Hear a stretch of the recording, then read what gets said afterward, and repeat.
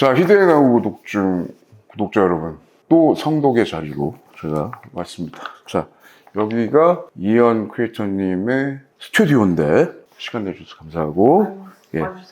예, 뒤에 얘기는 계속 할 거니까 네.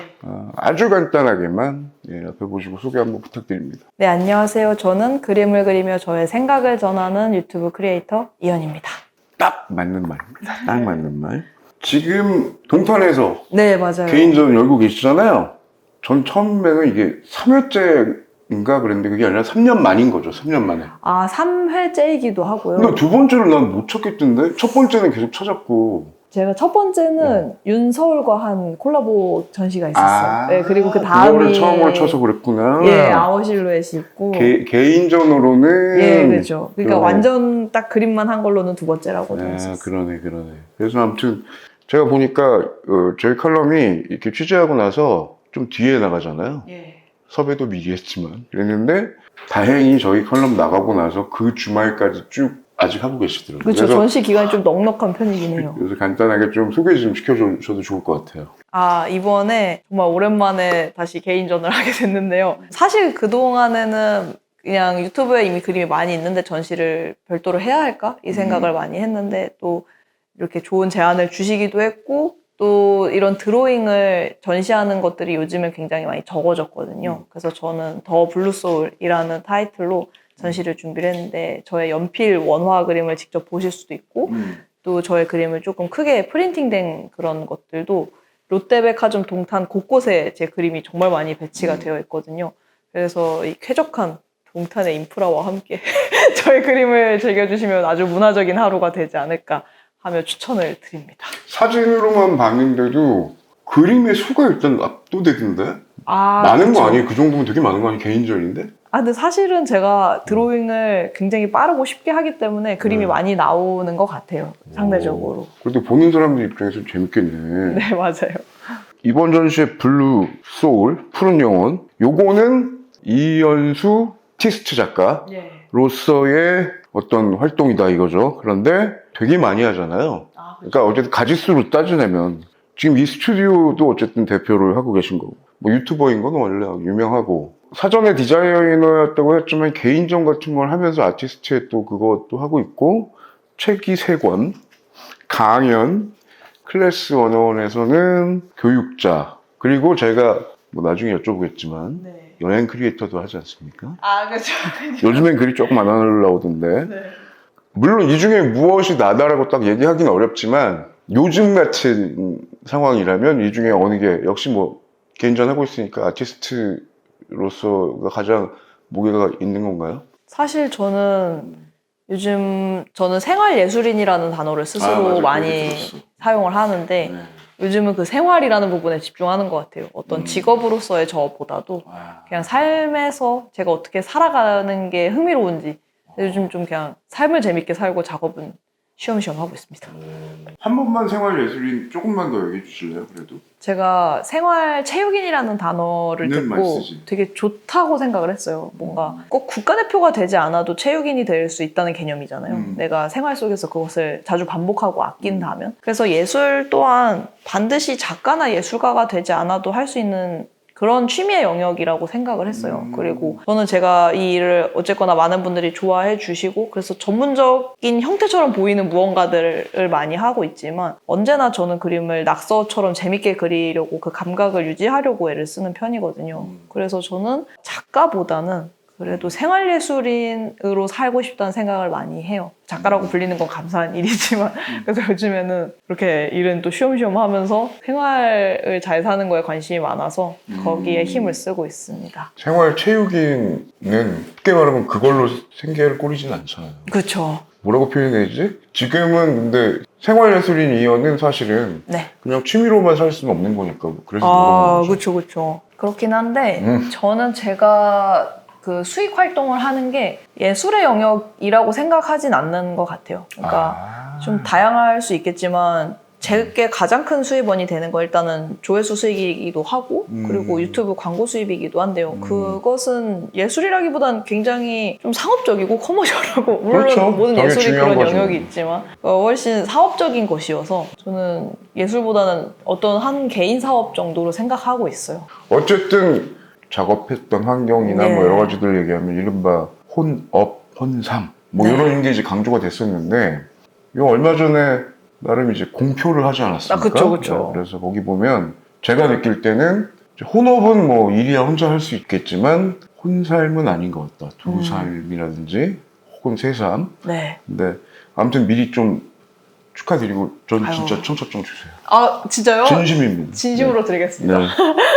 근데 이제 뭐 다 알고 있는 거니까 네. 이른바 MG, M 뭐 요 나이대에서 G에서 뭐 그거라 네. 학교에서도 제가 물어보면 결혼은 아예 요즘엔 후보군에 없는 것 같이 느껴지는 거 솔직히 많거든요. 아 그럼요. 저도 그랬으니까 공감합니다. 네. 아니 그리고 그 전에 컨텐츠가 네. 도저히 결혼할 것 같지 않은 예, 확고해 얘기만 보였죠. 계속 나왔었거든. 그쵸. 근데 아까도 제가 잠깐 뵀지만 괜찮은 사람인가 보다 싶은데 결혼 준비는 잘 되고 계십니까? 아, 결혼 준비가 솔직히 좀 힘들다는 얘기가 많잖아요. 근데 뭐 나이가 차서 그런지 부모님도 양가에서 너무나 이렇게 허락하시는 분위기셔서 수월했고요. 그리고 또 금전도 예전보다 모여 있었고, 그리고 나이도 모여 있었고, 그리고 선택을 잘하면 빨리 해결할 수 있는 문제이기도 하더라고요. 근데 선택을 빨리 하고 좀 불필요한 것 같은 건 빼자 하니까 준비가 저는 재밌고 어렵지 않았던 것 같아요. 사실 제가 아무튼 그 영상을 보니까 네. 지금 많이 즐기십시오. 너무 즐기고 있습니다. 너무 재밌습니다. 깨가 쏟아지던데. 네. 어쨌든 그림 그리는 그리고 이야기를 전하는 크리에이터 이현이라는 걸로 네. 뭐 다 알고 있는 내용이지만 그럼에도 불구하고 제가 채널을 처음 접했던 거는 네. 제 개인적인 어떤 기업과 같이 연결이 돼 있거든요. 뭐 이제 제가 칼럼의 서두에 좀 적긴 하겠습니다만 미디어 관련된 학과인데 요새 이제 뭐 미술 관련된 과에서도 결과물이나 작품 같은 거를 뭐 인스타그램이나 뭐 유튜브 이런 걸로 많이 활용하다 보니까 그쪽에 계신 교수님들이 뭐 OTT 뭐 뉴미디어 이쪽 관련해서 좀 가르쳐 주셨으면 좋겠다 그래서 하다가 뭐 이래저래 한 4, 5년을 뭐 한강씩만 했지만 봤는데 저는 사실은 조금 놀랐거든요. 그러니까 어떤 게 놀랐냐면 미대 나오고 그러면 뭐 이렇게 벌써 막 머릿속에 떠오르는 거 있잖아요. 그쵸. 있어 보이기도 하고 막. 근데 되게 의외로 졸업하고 취업하는 거가 되게 막막한 그런 걸 느끼는 걸 되게 많이 봤고 아니 뭐 어딘가 비슷하죠. 뭐 경력직 다 원하는 거고. 와 그래서 제가 그때 얘기 들었던 것 중에 제일 제 나름의 충격은 뭐였냐면 그렇게 벗어나고 싶었던 입시 미술학원에 다시 강사로 알바 가는 게 제일 알바가 많다고 하더라고. 아, 그렇죠, 많죠. 그러니까 제가 그렇게 본 건지 그래서 그들의 고통을 뭐 완전하게 느끼지는 못했지만 너무 의외여가지고 충격을 좀 많이 받긴 했는데 네. 제가 그냥 옆에서 이렇게 바라보면서 그냥 이런 거 아닌가라고 했던 그 시각이 어느 정도는 좀 맞는 이야기이기도 한가요? 뭐 다 그렇다라고 말할 수는 없겠지만 사실 졸업하고 미술학원에 가는 친구들을 저의 경우에는 저는 잘 못 봤고 사실 입학할 때 미술학원 보조 강사로 많이 가는데 그게 저희에게는 나름 굉장히 영광스러운 일이긴 해요. 오히려 학원에서 강사로 부를 정도면 그 반에서 그림을 가장 잘 그리는. 근데 이제 굉장히 다양한 아르바이트가 있잖아요. 신입생들 때 할 수 있는. 그래서 용돈을 받아서 딱히 아르바이트를 안 해도 되는 경우들도 있거든요. 근데 제가 부유하진 않아요. 제가 그 경우였는데. 근데 학원에서 너 보조 강사 할래 했을 때 그건 진짜 영광이거든요. 그래서 1년을 했죠. 왜냐하면 보통의 시급보다 항상 높아왔어요. 그거는 뭐 그럴 것 같긴 해요. 선생님이니까 어쨌든. 그래서 예전에 막 시급이 5,000원, 4,000원 이럴 때도 10,000원씩 했던 것이라 그거를 하면은 나름 학교 다닐 때도 쟤 지금 어디 강사한데 쟤 그림 잘 그리나 보다. 약간 그런 게 오히려? 저희는 있었어요. 요즘에도 비슷할 것 같긴 해요. 제가 이제 아까 여쭤보려고 했던 게 물론 어느 직군이나 미래에 대한 불안감 이런 게 있는데 특히나 아무튼 제가 보면 그 친구들은 예술 미술 쪽이 두 가지가 한쪽은 어떻게 보면 작가 영역이기도 하면서 한쪽은 또 취업도 해야 네. 뭐 그러니까 디자인 뭐 이런 걸 했겠지만 혼선이 막 있어 보이더라고 제가 볼 때는. 그쵸. 근데 그것도 되게 대학교 가면 조금 더 알게 되는 것 같아요. 다른 영역도 비슷할 것 같은데 대학원을 갈까 말까와도 비슷한데 그러네. 내가 이거를 정말 학문으로서 잘 하고 싶은가? 그게 이제 그림에도 그럴 수 있고요. 아, 나는 이거를 업으로 삼고 싶진 않다. 내가 여기에 대해서 깊이 공부하거나 이러기엔 내가 부족함이 있는 것 같다 등 다양한 걸 사실 학부 때 충분히 깨달을 시간이 있다고 생각을 해서 그때 취업으로 할 거냐 아니면 대학원으로 갈 거냐. 작가 준비한 친구들은 대학원에 많이 진학을 하더라고요. 그래서 취업하셨죠. 예. 그것도 기업 자체는 레로라 하는 기업이지 않습니까? 스타벅스 코리아. 거기서 디자이너 그러면 흔히 하는 말로 아까 그 미래 불안 이런 거가 다 해결되는 베스트 케이스이지 않았을까라는 생각 드는데 그러다가 어쨌든 이제 그 관뒀잖아요. 예. 근데 전 두 가지가 궁금해. 하나는 유튜브가 잘 돼서 관뒀냐. 뭐 솔직한 말로. 그리고 네. 또 회사가 왜 무슨 뭐 우리 가끔 유튜버 분들 보면 회사랑 약간의 뭐가 있는 경우들도 유명해지면 그런 것도 있고 그게 아니라면 물론 누구나 다 속으로는 관두고 싶지만 쉽지 않은 결정일 것 같은데 많이 뭐 힘들어서 그랬냐. 뭐 아무튼 그냥 뭐 누구나 어떠한 경우에도 이유가 있겠지만 그냥 그때 당시도 궁금해요. 사실 그때의 고민은 안 힘들어서 좀 고민이었어요. 이게 다닐만 해서 처음에는 그러니까 제가 스타벅스 다니기 전에 다녔던 회사가 또 있는데 그 회사는 힘들어서 나왔었거든요. 근데 스타벅스 들어갈 때는 정말 발칙하게 무슨 산업 스파이 마냥 난 여기 한 일주일, 2주일 있다가 나와도 상관없어. 나는 최종 타이틀 그냥 스타벅스 만들고 나올 거야. 진짜 현실적으로 그 생각을 했어요.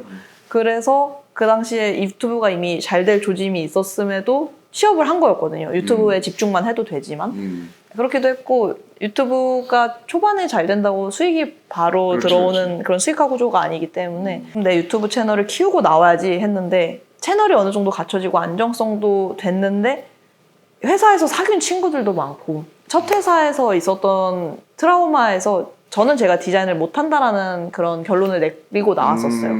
근데 그 다음 회사에서는 그 트라우마를 극복하게 된 좀 인정을 받기도 하고 좋은 직장 동료를 만나면서 배울 점도 많고 훨씬 일단은 20대 후반이었으니까 뭔가 정말로 배울 게 많은 시기이기도 했거든요. 그래서 욕심이 나서 이거를 계속 다니고 싶은데 다니는 건 제가 참으면 그냥 제가 견디면 될 문제니까 물론 다 참으면서 예. 하는데 지금. 다니고 싶지만 고민은 계속 다니다가 못 관둘 것 같아서였어요. 그러니까 언젠가 끝내야 하는 거라면 정이 더 들거나 내가 여기 익숙해지거나 내가 이 타이틀에 너무 심취하기 전에 나오자. 왜냐면 그때까지만 해도 저는 계속 외부인 같다는 생각을 했거든요. 스타벅스에 다닐 때에도 그곳의 일원이지만 제 마음이 다른 곳에 가 있기도 하고 그리고 항상 그 회사가 조금 특이했던 게 경력직밖에 없어요. 그러니까 신입이 없다 보니까 약간 캐나다처럼 모두가 이제 이민자처럼 각자의 회사가 원래 다녔던 원 회사가 있는데 신기하게 만날 때마다 그 원래 회사 소개를 하는 거예요. 지금 이 회사 다님에도. 그래서 저는 여기에 속해도 제가 속한 것 같진 않더라고요. 캐나다에 살아도 제가 계속 한국인인 것 같은 느낌처럼. 그래서 지금 이런 느낌을 갖고 있을 때 나오면 좋겠다. 30이 되면 더 무서워진다 해서 29에 나왔어요. 말은 아주 담담하게 하시지만 웬만한 사람은 그런 결정 잘 안 합니다.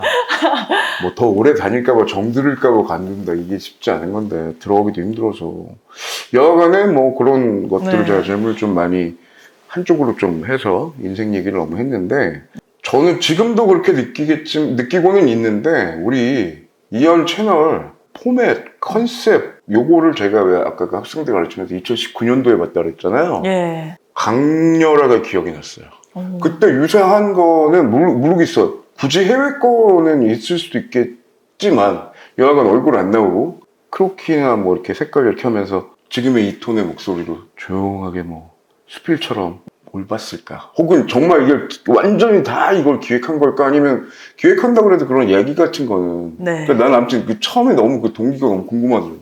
근데 이 포맷도 엄청 저는 이런 신박한 포맷을 만들어야겠다가 목표가 아니었고 일단은 이런 이야기를 전하고 싶다가 목표였는데 이 이야기를 전하는데 비디오를 채워야 되잖아요.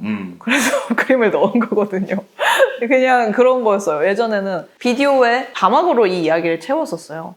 근데 뭔가 그게 계속 그렇게 되는 게 잘 와닿지 않는 거예요. 그 읽는 것보다 목소리가 훨씬 생생하잖아요. 맞아요. 그래서 근데 목소리를 녹음하는 게 당시에 너무 부끄러웠어요. 일단은 자기 목소리 들으면 누구나 거부감이 있잖아요. 저도 그랬기 때문에 너무 거부감이 있지만 이거를 오디오로 전달해야 내가 말하고자 하는 게 톤으로 더 잘 전달이 되겠다 해서 오디오였고 그 비디오를 채우려면 내가 그림을 잘 그릴 줄 아니까 이걸 채워야겠다 였지 이게 막 어떤 새로운 걸 만들어야 된다는 전혀 아니었는데 이렇게 됐죠. 참 희한합니다. 아니 이런 케이스들을 제가 보면 볼수록 많이 놀라거든요.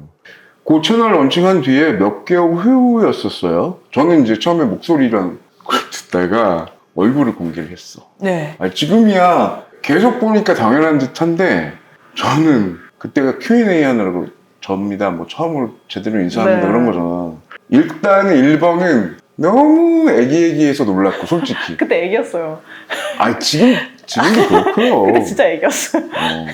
그리고 또 하나는 네. 타이밍상에 그때가 한 뭐 9개월이라고 그랬나? 뭐 그랬었던 것 같은데. 맞아요. 몇 개 안 됐을 때 채널이 잘 돼서. Q&A 영상을 보통 이렇게 그림을 그리고 얼굴 안 보이고 목소리 나오고 이런 분들은 되게 오래 있다가 공개하긴 하는데 네. 그러니까 우리 이제 미디어 쪽 공부하는 사람 쪽 입장에서 보면 타이밍이 너무 기가 막히더라고요. 아니 물론 그런 거 맞아요. 당연히 의도한 거 맞아요. 아닌 건 맞는데 이거는 채널 성장 곡선에서 딱 그때 또 한번 이렇게 친해지면 더 좋아지는 그런 거를 우리 좀 아는 사람들은 또 저 약간 뭐지? 의도했었는데. 그래요? 지금이다 했어요. 유튜브라는 거에 대해서 좀 안다라는 게 느껴지더라고요. 물론 그 전에 많이 느낌을 가졌겠지만 타이밍이 뒤에서 누가 그 해주시는 분 있는 줄 알았어. 전략적인 줄 알았어. 와. 근데 딱 맞아 떨어지면서 채널에 대한 그 호감, 신뢰도 들어오고 편안하고 막 이게 만약에 좀 더 늦었거나 빨랐거나 그러면 그게 좀 이상했을 것 같다는 생각이 그게 들어요. 너무 빨라도 사실은 신비주의가 깨지고 맞아. 너무 늦어도 안 궁금할 때 알려주니까 재미가 없죠. 맞아. 아무튼 기획한 거였다. 기획한 거였고 저는 유튜버들이 모두가 어느 정도 그런 알고리즘의 그런 전환기를 맞지 하잖아요. 좀 약간 일종의 어떤 데뷔라든가 그런 등단 같은 느낌으로 그런 시절이 다 있다고 생각하는데 딱 그때 인터뷰를 하면 7만인가 그랬을 거예요. 네, 맞아요. 그때쯤에 Q&A를 하면 또 그 사람에 대한 관심도가 높아지면서 채널이 성장하는 것 같아요. 그래서 대체로 그런 유튜버들은 다 Q&A 영상이 하나씩은 있는 것 같아요. 자, 그리고 아까 제가 여기 처음 방문했을 때 문의를 드리긴 했는데 이현 채널만의 그 독특한 앵글, 네. 그 장비 지금 뭐 와서 보니까 좀 되게 궁금하긴 한데 네. 조명, 카메라, 그다음에 뭐 목소리는 뭘로 녹음하는지 뭐 이런 거가 좀 전 궁금해서 일단 구두를 좀 설명을 좀 해주시면. 일단 저는 제 그런 포맷에서는 중요한 요소가 그 수직 수평이 잘 맞는가랑 책상이 무슨 색인가랑 조명이 충분한가랑 그 정도였던 것 같아요. 그리고 이제 얼굴이 안 나오는 거. 그러니까 되게 뭐라고 해야 될까 제약이 많잖아요. 그렇기 때문에 더 그거 하나하나를 잘 수행할 수 있다고 생각을 했고 처음에는 나무 책상을 쓰다가 하얗게 깔끔하게 가고 나무 보드를 대자 해서 그냥 그런 클립보드라고 하죠. 클립보드 위에다가 A4 용지를 써서 이렇게 끼워놓고 그리는 형식이 됐고 일단은 그 책상인데 많이들 궁금해하시는 게 카메라를 어떻게 하는가인 것 같아요. 근데 카메라는 수직 촬영 거치대라는 게 있더라고요. 이렇게 생겼거든요. 이거는 쿠팡이나 네이버 이런 곳에서 10,000원, 20,000원대로 구입할 수 있는. 그래서 많은 분들이 특히 인터뷰를 하시러 온 분들이 우리 장비, 우리 이런 삼각대만 몇백씩 하는데 대단하다 하실 때가 많은데 어쨌거나 그게 좋았어요. 그거는 저는 카메라를 무거운 걸 쓰지 않기 때문에 가능한 일인데 아이폰을 사용을 하거든요. 다만 저도 나름의 그런 뭐 다시다 같은 요소가 있다면 아이폰은 항상 최신식을 유지하고 있습니다. 지금 이 정도만 포맷이 들어간다 그러면 예를 들면 네. 꼭 똑같을 필요는 없지만 저는 심지어 나중에 이 채널의 컨셉을 따라 해서 한 10만, 20만 되시는 분들도 좀 꽤 봤어요. 맞아요. 많이 계시더라고요. 그리고 이미 해외에서는 이렇게 있었던 형식인 것 같아서. 그러니까. 저는 언제나 모든 촬영은 그냥 카메라가 있는 한 누구가 누구를 따라할 수밖에 없는 구조인 것 같아요. 맞아. 그래서 이거는 뭐 원래 이연 구도라는 건 없는 것 같고 네, 그렇게 생각합니다. 다만 이제 어쨌든 거기 들어가는 크로키 대상에 해당되는 거는 나중에 물어보겠지만 제가 궁금했던 건 이거지. 이번에 얘기할 것 같은 주제랑 매칭을 우리가 볼 땐 매칭이 되거든요, 많이. 네. 근데 처음부터 그랬던 것 같진 또 않고. 그렇죠. 그러니까 뭐 보고 사진 보고 하신다 그랬던 거죠. 예, 맞아요. 사진을 보고 그리긴 하는데 저는 정말로 작업을 약간 효율적으로 하는 걸 좋아해서 녹음을 그러니까 영상 길이를 상상하면 한 15분짜리 영상을 만들고 싶다 하면 20분을 녹음을 하고 그래서 한 5분 정도 덜어내면 깔끔한 15분짜리 영상이 나오더라고요. 그래서 한 그런 영상을 2-3개 녹음을 한 다음에 그러니까 녹음된 음량 파일 길이만큼의 그림을 그려요. 후 그림. 예, 원래는 두 개를 같이 붙여서 했고 초반 유튜브 보면 그게 다 붙어 있거든요. 근데 제가 말할 때 손을 많이 움직이는 게 그 흐름에 너무 그러니까 그림을 보던 사람에겐 흐름이 깨질 수 있는 구조여서 그거를 이제 분리를 했죠. 그래서 양쪽을 각자 더 잘하게 그렇게 해서 이제 조립을 하는 형식인데 그렇게 무작위로 그림을 그릴 때의 기준은 그냥 제가 그리고 싶은 인물 그다음에 그림을 그린 다음에 어울릴 것 같은 주제로 그 인물들을 그냥 배치하는 거예요. 그럼 뭐 이형 포맷 맞네. 그죠. 그리고 누구나 이렇게 할 수 있지만 또 그림을 저처럼 못 그린다는 점에서 제 포맷이 됩니다. 지금 그림 얘기를 했지만 아까 저 브런치 얘기했잖아요. 요새는 좀 글이 뜸하긴 한데 네. 아예 거기 딱 하니 브런치 운영하시는 걸 보면 여행 분야 크리에이터라고 딱 써 있습니다. 그러게요. 제가 그렇게 돼 있더라고요. 근데 이제 속으로 이런 생각 드는 거지. 저만 해도 진짜 하고 싶은 거 다 하고 사네. 막 이런 맞아요. 약간 부럽고 솔직히 그랬거든요. 예. 그리고 퇴사한 다음에 이제 조금 많이 했고 저는 근데 그거보다도 더 재밌는 건 여행을 해도 네. 그걸 굳이 또 글로 남기는 거는 어떻게 보면 힘든 사람은 그게 일이란 말이에요. 글 쓰는 거가 좋은 건가요? 저 여행 얘기도 묻고 싶고 글 쓰는 것도 궁금하고. 여행 갔다 와서 이제 쭉 남기는 거는 한번 그렇게 해놓고 보니까 나중에 너무 좋더라고요. 그래서 또 하려고나 하나 사실 귀찮은 것은 저도 마찬가지라서 잘 안 하게 되고요. 그래서 요즘에는 그걸 비디오로 남기려는 시도를 조금 더 하고 있고 글쓰기는 제가 언제나 하고 싶을 때 한다는 점이 그림이랑 비슷한데 하고 싶을 때만 해서 아직은 여전히 재밌는 것 같긴 해요. 예를 들면 이런 거 있잖아요. 꼭 그래야 되는 건 아니지만 사생대에서 그림 잘 그리는 친구들은 보통 그림을 잘 그리고 네. 글짓기 대회 하면 글을 잘 쓰는 친구들이 있고 뭘 하면 뭘 하는 친구들이 보통 있는데 네. 글 쓰는 것도 원래 좋아했었어요? 근데 글 쓰는 거를 저는 20대부터 했거든요. 그러니까 보통은 10대 때 그냥 반에서 제 글 잘 쓰는 애야. 그래, 제 그런 거 100일장 있지. 상 받는 애야가 약간 달리기 잘하는 애처럼 낙인이 이렇게 되어 있잖아요. 저는 그냥 그림을 잘 그리는 애 포지션을 맡았고 그래서 그런 거였는데 그냥 일기를 쓰다가 그게 글쓰기가 된 거죠. 그러니까 그때는 그게 글인 줄 모르고 썼던 것 같아요. 그냥 그래 일기가 진짜 힘이 세지. 그냥 기록이다. 이게 사진이다. 그러니까 사진 작가들도 처음에는 가볍게 셔터지를 하다가 나중에는 이게 작품이 될 수도 있구나를 깨닫잖아요. 그러니까 저는 정말 실용적인 기록으로서의 글쓰기를 시작했어서 예, 그게 나중에 글쓰기라는 어떤 타이틀이 되어 있더라고요. 하긴 그 회사의 그 직원들 중에 보면 하도 글을 안 써온 개발자들 같은 경우는 있죠. 일일 업무 일지를 쓰다 글이 늘었대. 그쵸. 그런 어쨌든 것 써야 또한 되니까. 글쓰기가 되더라고요. 그러니까 안 써버릇하면은 그렇지만 어쨌든 일기에서 다시 그걸 하셨구나. 네. 그러면 아까 이제 그림 먼저 그리냐 글 먼저 쓰냐 이거는 아까 얘기를 주셨으니까 알겠고 저는 하나 궁금한 거는 진짜 크루 없이 지금까지는 뭐 이제 뭐 아까 우리 예비남 편은 있다고 했지만 기획하고 그리고 글 쓰고 하는 거는 그냥 어쨌든 다 온전히 혼자의 작업이었다. 그렇죠. 근데 저는 그걸 완전히 혼자서 다 할 때만 제가 원하는 무언가가 나온다고 통제할 수 있다고 생각을 했는데 드로우 앤드류라는 크리에이터 친구가 저한테 그런 얘기를 하더라고요. 그분도 유명하잖아요. 예, 이거를 같이 나눠서 해야 창작 쪽에 좀 더 집중을 할 수 있다.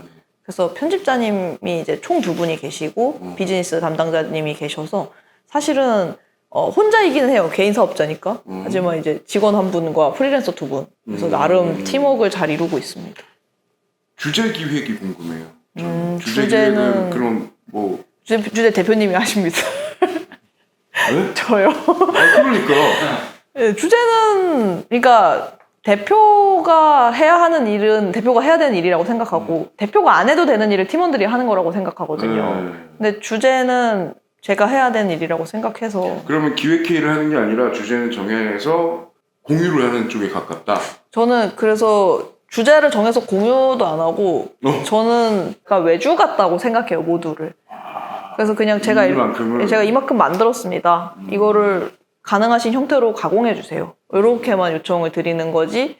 뭐 여기 이거를 같이 협업해요가 아니라 그쪽은 이제 정말 그런 거 있잖아요. 옷집에서도 단추만 하는 집이 있고 지퍼만 다는 집이 있는데 저는 이제 원단이랑 패턴 만들어서 뭐 단추랑 이거 마감만 해주세요라고 부탁드리는 거예요. 아니 왜 이 얘기를 했냐면은 주마다 뭐 예를 들면 어쨌든 정기적으로 컨텐츠를 어쨌든 업로드를 하려고 그러면 그분들 나름대로 그 창작해내는 무슨 독특한 어떤 그런 것들이 있더라고요. 뭐 그때 그 개그 채널 그분들은 나올 때까지 밤새서 회의한다 그러고 네, 또 아까 뭐 그런 영화 채널 같은 경우는 되게 재밌는 얘기가 그 썸네일 기획을 먼저 한대요. 썸네일 기획하는데 후보군 5개 나올 때까지 그걸로만 1박 2일을 한다고 하고 그거 중에 마음에 안 드는 거 안 나오면 또 계속 한다고 하고 뭐 그런 거가 있는데 이연 채널을 대표가 혼자 한다 해요. 그럼 어떤 뭐 일종의 루틴 아니면 뭐 스타일 뭐 방법 뭐 나는 산책을 한다 뭐 궁금해서. 일단 사람마다 가장 효율을 발휘할 수 있는 환경이 저는 다르다고 생각하는데 그렇죠. 저는 누군가가 뭐라고 하거나 뭔가 일이 많거나 부담이 많으면 저는 뭐가 잘 안 나오더라고요. 저를 편하게 해주는 게 제일 무언가가 많이 나오는 그런 방식이었기 때문에 저는 사실 잠을 많이 자고 놀고 아까도 뭐 하다가 놀다가 일하다가 왔어요. 나를 편안하게 해주는 틈틈이 놀고 그래서 그렇게 하다 보면 거기서 좋은 주제가 떠올라서 저는 사실 삶을 그냥 열심히 살다 보면 주제가 떠오르고 그걸 그냥 제 메모에 기록해두고 녹음해야 되는 날 앉아서 그런 기록한 주제가 한 4-5개 되는데 거기서 저는 오히려 고르는 편이라 뭔가를 그렇게 짜내려고 고생한 적은 잘 없어요. 뭐 그렇다고 하시니 할 말은 없네요. 근데 자기 얘기를 하니까 어떻게 보면 그렇죠. 방금 말씀드렸던 그분들은 자기 얘기보다는 다른 얘기를 또 물론 뭐 자기 얘기가 남과 공감하지 않는다는 건 아니지만 속에서 끄집어내는 거랑 예를 들면 영화에서 끄집어내는 건 좀 다를 수 있겠죠. 예를 들어서 그렇죠. 어떤 얘기인지 알 것 같네요. 그래서 속에서 끄집어내려면 사실 제 이야기만으로는 너무 갇힌 이야기를 해서 사람을 많이 만나야 해요.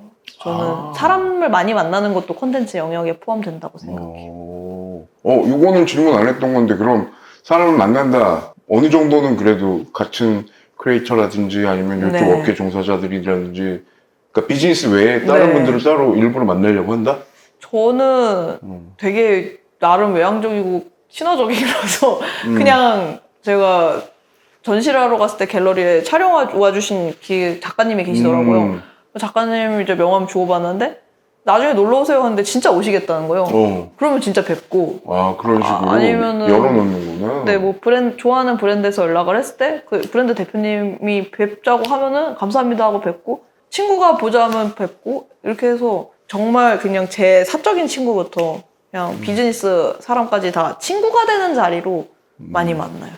그러면 이 사람이 외향에서 느껴지는 거 진짜 선입견인가 보다. 솔직히 약간 보면 조용차분하면서 예를 들면 그냥 이렇게 평소에 톤이 있으니까 기가 잘 빨리긴 해요. 그렇군요. 네, 기가 세진 않다. 근데 어쨌든 열어놓고 많이 만난다. 왠지 뭐 내성적으로 사람을 가리고 그러지 않는다. 그러니까 사람을 가린다는 느낌이 뭔지 최근까지도 계속 몰랐거든요. 사람을 가리지는 않아요. 그러니까 낯설진 않은데 피곤할 뿐이죠. 그건 다른 감정이 있더라고요. 피곤하면 나중에 가리게 돼요. 그러니까 피로함을 느끼는 거랑 내가 저 사람한테 어떤 말을 해야 될지 고민 이런 건 해본 적 그런 거 같지는 않아요. 제가 봐도. 여기 우리 그 구독자들한테 귀연둥이라고 그러잖아요. 귀연둥이. 가끔 어쨌든 오프라인에서 GV를 하거나 뭐 그런 걸 하게 되면은 뵙잖아요. 근데 제가 알고 있는 정보에 의해서는 저도 그렇지만 저도 구독자니까 연령대가 딱 일부만 딱 돼 있진 않은 것 같은데 좀 넓은 편이지 않아요? 근데 행사는 어때요? 행사 같은데 오는 분들은 모녀 귀염둥이도 계시고요. 부모님이랑 딸이 같이 보기도 하더라고요. 그리고 장년층 분들도 꽤 계시고, 예, 가끔 할머니, 할아버지도 오세요. 할아버지는 아니고 할머니들이 많이 오시는 것 같아요. 그리고 진짜 초등학생 친구도 있고, 당연히 이제 제 또래? 뭐 한 20대 중반부터 30대 중반까지가 제일 많고요. 예, 많이 계십니다. 그런 분들 만나뵈면서 좀 독특했던 기억이 있는지 뭐 생각나는 게 있다면 그 초등학생 구독자가 계셨는데요. 그때 한 5, 6학년으로 들었는데 저의 그림을 보고 항상 저처럼 그리는 걸 연습해서 저처럼 훈련한 그 방식으로 저를 그려서 준 거예요. 근데 너무 잘 그린 거예요. 그리고 너무 스윗한 거예요. 뭔가 그 어떤 미대 남친 느낌의 내가 너를 참 좋아해서 내가 널 그려서 줬어 하는 그런 그림 선물인데 그림을 잘 그리는 구독자님들은 워낙 또 많이 계셔서 그런 걸 또 감사하게도 많이 받았지만 그 초등학생 분이 주신 게 가장 기억에 남아요. 그렇겠다. 네. 그럼 진짜 제 스타일로 그려서 주셨더라고요. 마치 그 노래 가지고 무슨 뭐 내가 무슨 뭐 성악 그걸 했는데 그거 배운 사람이 스승의 은혜 부르는 것 같은 느낌이네요. 네.